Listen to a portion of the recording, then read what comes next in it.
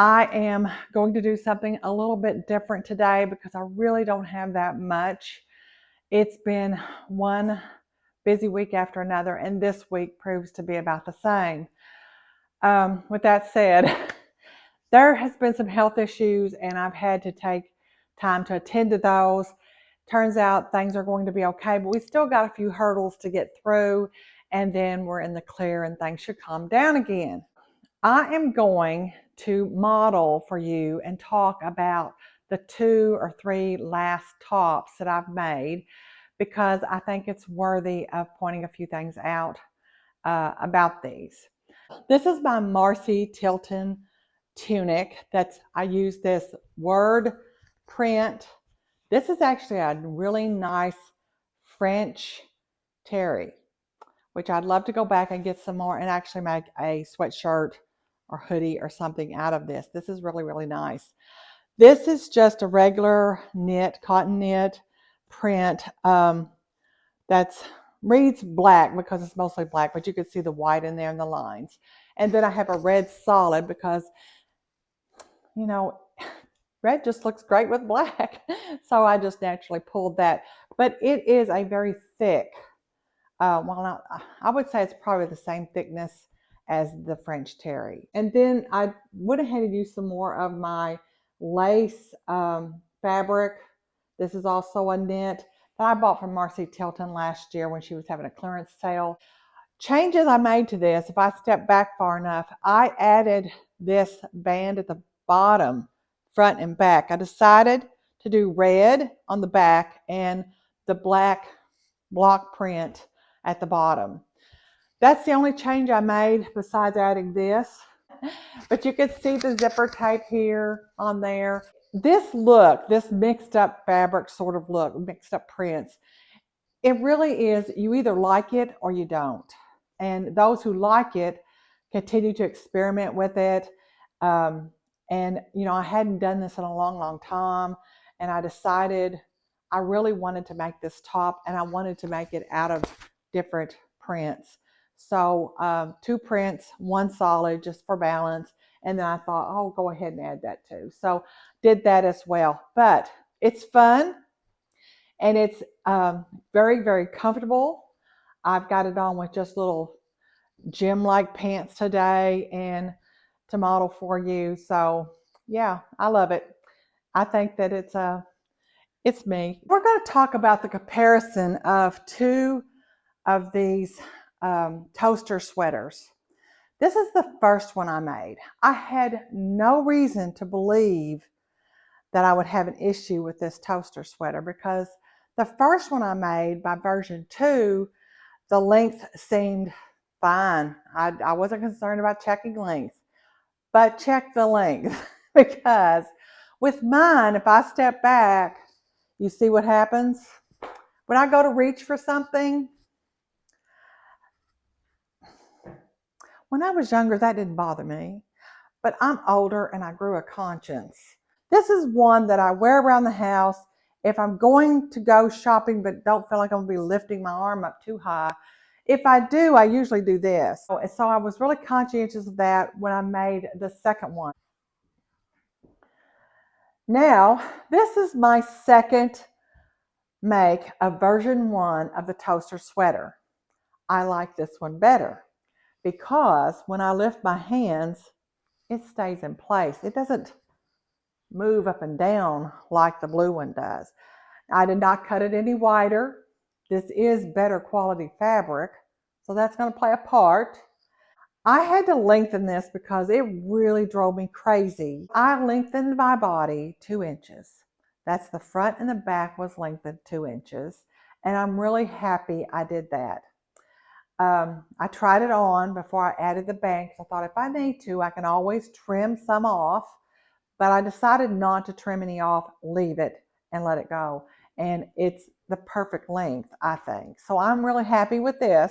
Let's talk about how much I want to recommend this Harper Hold All bag again. And there's my pin. You can see right there, I've got the 3. I had my husband clip out the earpieces so that you would just see the glass pieces. and there's some rhinestones that go right in here, here, and here that if the light catches them, you'll see them kind of sparkle a little bit. I'm going to make me a second one because I want one for sewing and one for knitting. Love the bag. It's nice and roomy, meets all my needs as is. So I have to have another one now. My ASG group joined up with, we're a neighborhood group with the ASG group in Nashville. And Nashville wanted to have Fabric Mart. I think her name's Julie Brown, does this fabric reference guide for Fabric Mart. And it's a 2-part series. Now, I don't know what they paid for the series, but it was well worth it. And it's on one of those channels that we can do where they can talk, but you can also ask questions back. But this reference guide, you get these nice squares here with some writing, and you get a little bit of information about it on the side there. And what I'm going to do is take my packets. Now, these are numbered now in the order of presentation. This packet, it comes to you like this in the envelope.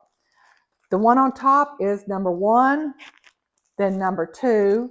That's your first session with her, these 2 packets. And then the third one covered wools and knits. Quite a bit of information with those 2.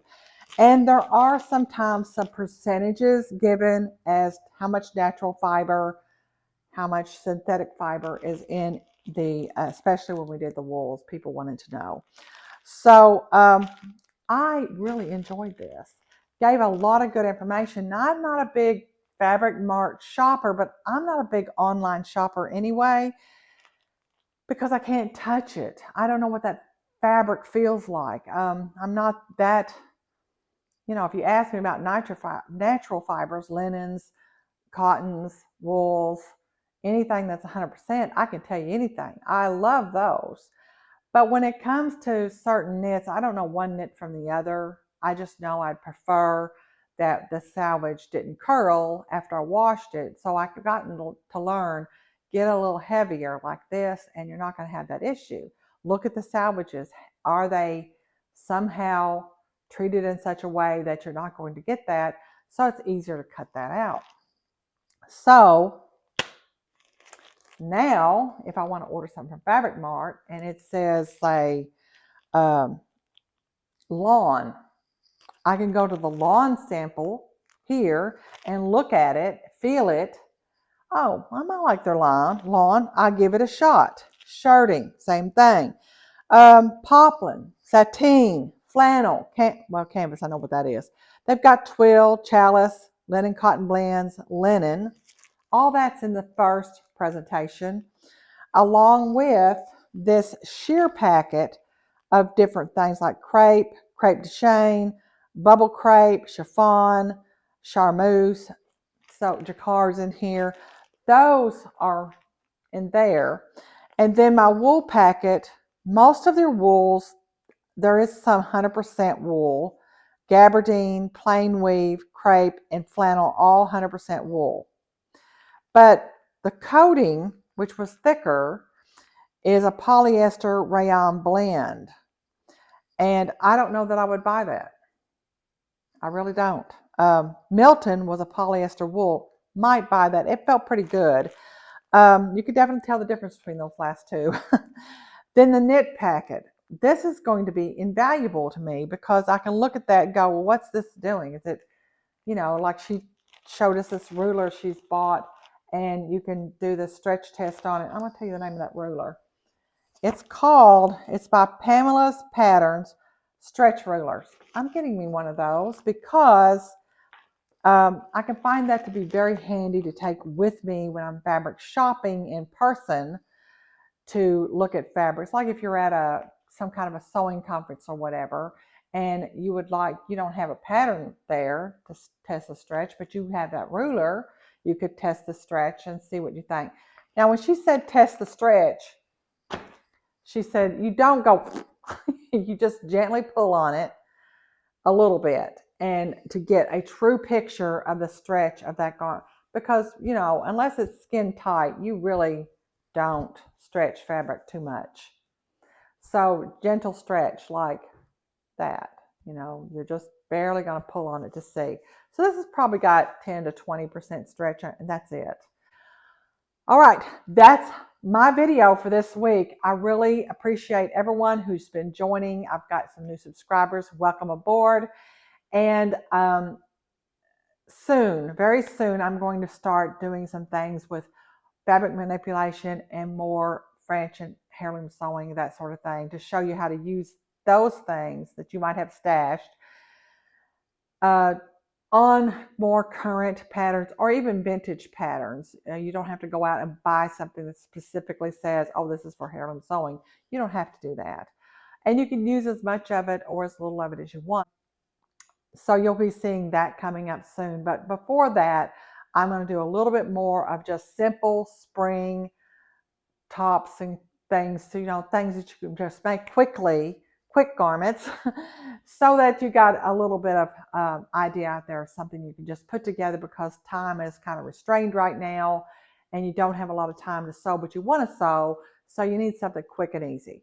That's what this type of thing is, and that's why I'm doing this. Okay, see you next week. Have a great week and weekend. And I'm not kidding, it'll be one day next week before I get a video out, because this is a very, very busy week for me. I have one day at home. One. I'm just going to be gone a little bit. Okay. Ciao.